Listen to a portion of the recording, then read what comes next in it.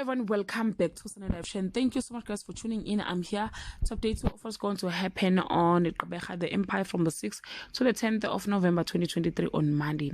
Nozuko agrees to work together with the Nemesis to get rid of common enemy.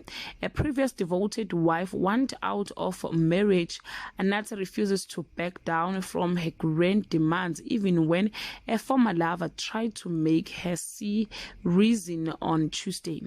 Zimkhitha and Nozuko's plan to kill Belelwa don't seem to be coming together because of being bickering. Ntando asks Nonte for one last time, hoping he will win her back. Belelwa takes charge of motivating Zimkhitha's kids, which makes her happy on Wednesday. Nozuko and Zimkhitha just can't agree on what to do to deal with Belelwa problem. Thulani confronted Nontle on Thursday. Thulani's marriage was given Ntando hope. Zimkhitha and Nozuko humbled themselves to Belelwa. Belelwa is kidnapped on Friday. Ntando and Thulani grow suspicious of Nozuko and Zimkhitha, but now they have to continue to play the game.